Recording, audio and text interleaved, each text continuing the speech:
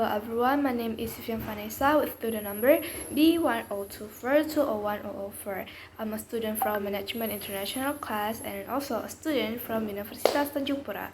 So today in this video, I would like to explain about the materials from chapter 4 related to the questions that sir has given to us about workers, jobs, and job analysis. The first one that will be explained by me is about jobs must be balanced with work-life issues. Why? In my perspective, just like the other aspect of the life that should be balanced, job comes out accompanied by the work-life issue that also needed to be balanced, since if the employee work overtime, they can be exhausted, they can be burnt out, even they can be depressed, because they don't have enough time to taking care of the other thing of their life, even they don't have time for me time.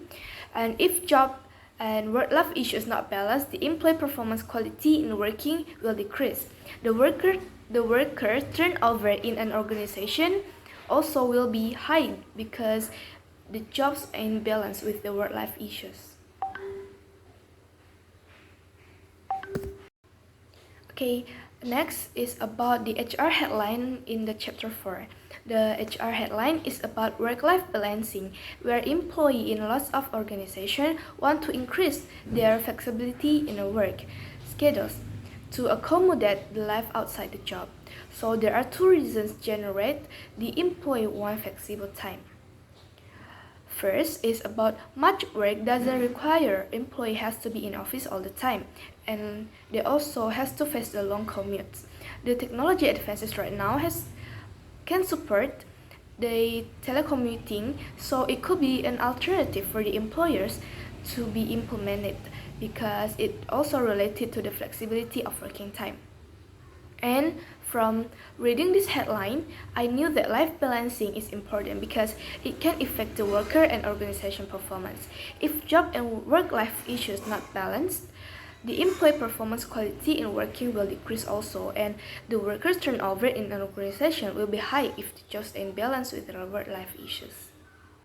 This HR headline teach me about life balancing is important. Why? Because it can affect the worker and organization performance. If job and work-life issues does not balance, the employee performance quality will decrease in the working time. It also teach me that when we being a top manager, we have to consider the working time for our employee, because they are not only working for our organization, indeed they have time to taking care of themselves and taking care of their family. So and the other one is we can maximize the utilization of technology, since nowadays people can work without have to go to the office, or we know as telecommuting. So it could be alternative for employer to implement it, and it also related to the flexibility of working time. Next, I will talk about workforce composition definition. So, workforce composition is describing the diversity of employee in an organization, whether from the composition and also from the characteristic of the employee. We often meet people from various race, religion, gender, national or origin, and so on. And that is what we call as workforce composition. The tangible indicators of diversity that employers must consider include the following. First, race or ethnicity. Second, national origin or immigration. Third, age or generational differences. Fourth, gender, which is man or woman. And the fifth one is marital and family status. The sixth one, sexual orientation. The seventh one, disabilities. And the last one is religion. Okay, maybe you may wonder about how can diverse workers contribute to the business. So here I will explain some of them. Okay, the business case for diversity is namely, first, diversity allows new talent and ideas from employees of different backgrounds, which can enhance organizational performance indeed. And the second one, diversity helps recruiting and retention because protected class individuals often prefer to work in organizations with co-workers of various demographics. The third one is diversity allows an increase of market share because customers can be attracted to purchase products and services with varied demographic marketing activities. And the last one is diversity can lead to a lower cost. Why? It is because there may be fewer discrimination lawsuits. So that's why. Okay, the next one that I will talk about is gender workforce diversity and also immigrant workers. Okay, I will explain it one by one. Gender workforce diversity nowadays become less problem of organization in taking the human resource for fulfilling the job. Women right now are becoming greater percentage of workers in US workforce as the example. They comprise more than 46% of total employee individuals. Equality nowadays becomes clear, even though there are still exist some job areas dominated by men only. As an example, over the past decade, more women have become managers, but women comprise only about 10% or less of senior level executive and board members. Some of the wage gap between men and women is also happen because it is due to the greater family or home responsibilities that females have to take. And the next one is about immigrant worker. Immigrant worker is a person who immigrates within a home country or outside it to pursue work. The United States has always had a significant number of immigrants who have come to work in this country. Next, I will talk about a video that sir has sent to us. The first video. Okay, the first video is about 7 types of employee in a company. Okay, from this video, I know that there are 7 types of employee in a company. They are first, temporary, those who can't keep a job. And the second one is 4959 clubs. They are who want to leave the office as fast as they could. And the third one is resume builders. They are those who want to build up their resume and they work temporarily in the office and in a company, and they move to one company and to others in a short time. And the fourth one is effective lone rangers, those who don't want to be bothered in getting their job done, so they're more like individualists when they do their job. And the fifth one is team players, those who always give backup and support in team working. And the sixth one is reliable leaders, those who will manage team. They can lead well and do everything well for the job and team and even for a company. And the last one, or the seventh one, is entrepreneurs. They are those who think like they own the company because their decision and their action, everything that related to the company and they take that decision is always related to the company benefit itself. So they treat their decisions and their actions is like they treated their own company, even though it is not. And from this video, I just knew if there are several types of employee in a company that I didn't know about it before, so it add my knowledge about the types of employee in a company, and I think all of them are very unique and we often meet in an organization. Okay, next I will talk about the second video about meaning and types of color jobs, and this video teach me about color job is classification of worker based on their job classification, which based on their colors that they're worn. The first one is we have white collar worker who's characterized on manual job that is knowledge intensive, non-routine, and unstructured. And the example is bankers. The second one is blue collar worker who's manual worker at industries or shop floor workers. The third one is pink collar worker refers mostly to women workers such as nurse and beauticians. And the fourth one is gold color worker, refers to highly skilled, knowledgeable such as doctor or pilot, and also young low wage worker who still has parental support. I'm sorry. And the next one is we have black collar worker who's become black by the nature of their job, such as worker in mining industries. The next one we have gray collar whose work beyond their age or retirement. And the seventh one we have green collar who employ in environmental sectors of economy, such as people who work for Greenpeace. The next one we have red color, they are governmental workers, all type. And the next one we have orange color, they are prison laborers. The 10th one we have yellow color, people in creative fields such as filmmakers. And the next one we have black color, members of States Armed Forces. And the last one we have open color worker who works from home. And from this video I can learn that there are a lot of color in working environmental, and I just knew it and it became my new knowledge.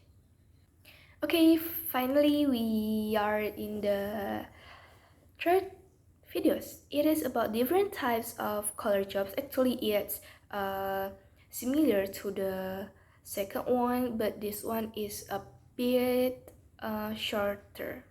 Okay, this video teach me about there are around 7 color that being described here. The first one we have white color, whose job entail either largely or entirely mental or clerical work. And then we have gold color, whose individual are highly skilled and in high demand, such as surgeons. And then we have green color, they are workers who are employed by the environmental sectors of economy. Then we have red color, they are the governmental workers of all types. Then we have blue color, they are who's working class person who perform manual labor. And then we have black color, they are creative types of professional like artists. And the seventh one is gray color. It refers to the balance of employee people who can be classified as white or blue color. Then we will move to the next discussion. Is about nature of jobs and work. Okay, first I will explain about job. Job is defined as an activity that individual performed in exchange for a specific fee or payment. It also refers to as an occupation, profession, career, or trade. It is a responsibility of an individual toward his or her employer.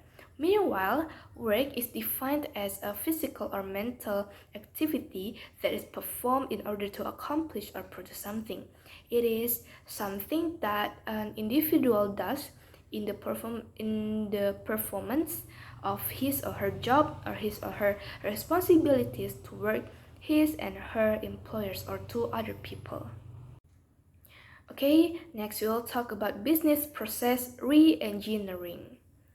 Process business re-engineering, or we know as BPR, is a fundamental rethinking and radical redesign of business process to achieve dramatic improvement in cost, quality, speed, and service. The purpose of BPR itself is to improve such activities as product development, customer service, and service delivery. Okay, here we have three phases in BPR. The first one is rethink, the second one is redesign, and the third one is retool. Start from the first one, rethink. Rethink is examine how the current organization of work and jobs affects customer satisfaction and service. Meanwhile, redesign is analyze how jobs are put together, the workflow, and how results are achieved. Then redesign the process as necessary. Meanwhile, retool is look at how new technologies such as equipment, computers, software, and etc. as opportunities to improve productivity, service quality, and also customer satisfaction. Okay, then we'll move to job design.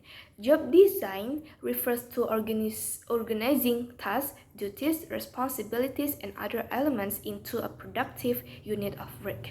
Job design receives attention for three major reasons. Namely, first, we have job design can influence performance in certain jobs, especially those where employee motivation can make substantial difference. And the second one is job design can affect job satisfaction. Why? It is because people are more satisfied with their certain job and elements than others. Identifying what makes a job become critical and can reduce turnover, and absenteeism also can link to effective job design. And the third one is job design can impact both physical and mental health.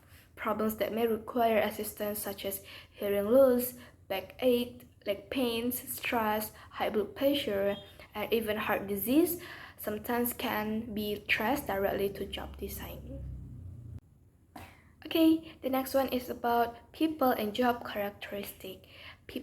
Job characteristic, which is something that management can control, such as tasks, authority or responsibility, policies or procedures, tools, variety, time requirements, social opportunities, working conditions, and stress.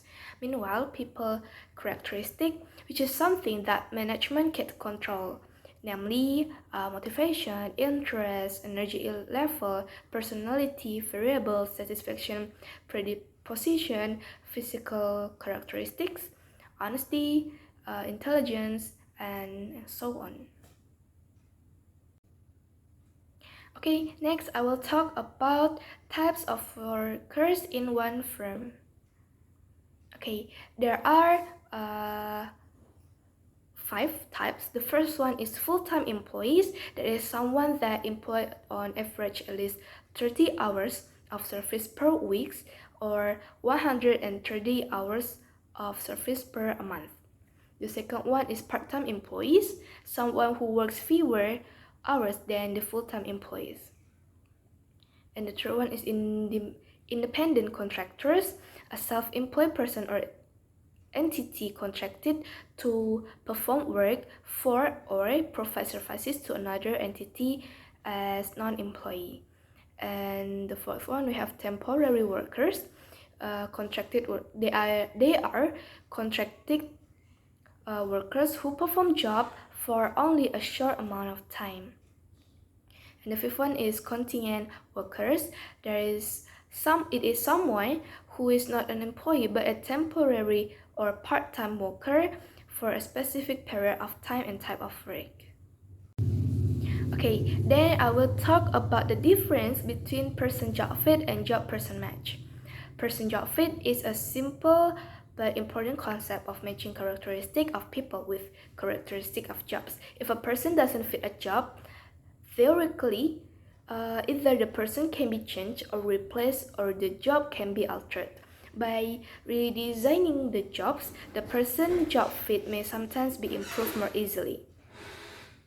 Then I'll talk about the job person match, where matching people with jobs they like and fit can have a positive consequences, since higher or lower turnover rates in the first few months of employment are often linked to recruiting and selection screening efforts. Okay, move to the next one. I will explain some terms here. The first one is job enlargement and job enrichment. Job enlargement involves broadening the scope of a job by expanding the number of different tasks to perform. Meanwhile, job enrichment is increasing the depth of a job by adding responsibility for planning, organizing, controlling, or evaluating the job. Then we'll talk about job rotation. Job rotation is a process of shifting a person from a job to a job. And the next one is job sharing. Job sharing is scheduling arrangement where 2 employees perform the work of 1 full-time job. Then the next term is characteristic of jobs. There are 5 characteristics of jobs. There are skill variety, task identity, and task significance, which affect the meaningfulness of work. Next, we have autonomy to stimulate the responsibility and feedback in providing knowledge of the results. Then we have job analysis. Job analysis is the process of studying a job to determine which activities and responsibilities it includes, its relative importance to other jobs, the qualification necessary for performance of the job, and the condition under which the work is performed. Then the last term is job specification. Job specification is a written statement of educational qualifications, specific qualities, level of experience, physical, emotional, technical, and communication skills are required to perform the job, responsibility involved in the job, and other unusual sensory demands. Job specification helps candidates analyze whether are eligible to apply for a particular job vacancy or not. Okay, next I will explain about the figure 4 on page 119. Okay, there is job characteristic model. So there are 3 groups classification. First group is skill variety, task identity, and task significant. And the second group is autonomy. And the third group is feedback. Skill variety is concerned about experience since the worker will do multitasking job, while task identity is concerned about the identified average job is done in organization. And task significant is concerned about the impact of job on other people. And the second group we have autonomy. It is concerned about individual freedom at the work. And the last one is feedback. Feedback is the comments that employees get as their result in doing their job. Do you know that jobs and work scheduling is very important? It is because to create the effectiveness and efficiency in working time. We know that some jobs must perform during normal daily work hours and on weekdays, while other require employees to work at nights, to work at weekends, or extended the hours of their job time. In creating the schedules of working and job time, we can create job flexibility in order to give the employee the rights on having holidays. Okay, next I will talk about telework and what is their advantage for employers. Telework is the employers who work with technology via electronic telecommunications and internet. The advantage of telework for employers is improved business or employee productivity, reduces organizational costs, saves on paid travel and commuting time, reduces environmental and energy costs and effects, and provides work services at various hours. Then I will talk about work flexibility and scheduling. Flexible work schedules allow organizations to make better use of workers by matching work demand to work hours. One type of scheduling is flex time, in which employees work a set number of hours a day but vary the starting and ending times. The flexibility has aided in recruiting and retaining key staff members. Then, related to the issue where employees work at home, I do totally agree if there is a rational reason why and there is a condition that support them to do so. So I think it is totally fine if the employee work at home and not go to the office. The example is the mother of the employee is sick, so she has to take care of her mother, or in this pandemic time where people have to work from home, that's totally fine to protect them and understanding their conditions. But still, it also has a limit, and also everything has to be rational. Okay, next I will talk about figure 4.7 on page 125. Then I will explain about purpose of job analysis, competency-based job analysis, the stages in job analysis process, and the method of job analysis itself. Okay, first I will explain them one by one, of course. Job analysis is a systematic way of gathering and analyzing information about the content, context, and human requirements of job. It helps HR to planning, recruiting, and selection to be effective that they should be based on the job requirements and the job capabilities of individual using the identification of job analysis. Next, it also useful in identifying job factors and duties that may contribute to workplace health or safety and employee or labor relation issue. Competency-based job analysis is an approach to consider how knowledge and skills are used. We know that what competencies are individual capabilities that can be linked to the performance by individual or teams.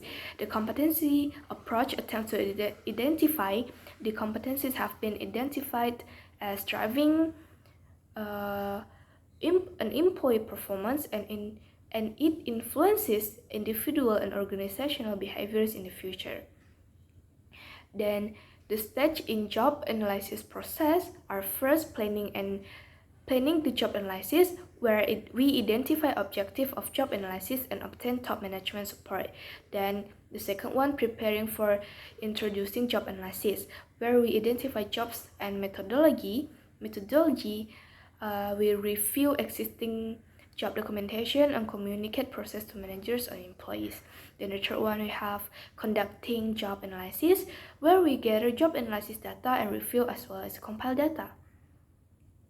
And the fourth one, we have developing job description and job specification, where we draft job descriptions and specifications, we review draft with managers and employees, and finalize job descriptions and recommendations. And the last one, or the fifth one, we have maintaining and updating job descriptions and job specifications, where we update job descriptions and specifications as organizational changes and periodically review all jobs. And methods of job analysis are namely observation, interviewing, questionnaires, combinations methods, as well as job analysis, and all that. And finally, we arrive at the last one that I have already read the whole chapter 4, and yes, from this chapter I learned about how employers should manage the workforce well in an organization. It is because they're also human, they work for us. Their effort in working should be respected by giving flexibility in working days. They deserve holiday also, they deserve to have a me time also, and they deserve to taking care of their body, of their mental health also. And if employees feel happy in our working for our organization, they feel happy, they feel satisfied, so their performance will be good either. So that's the end of my video. Thank you very much for watching this video, and I hope you like it and satisfied with my answer. Thank you very much, and God bless you.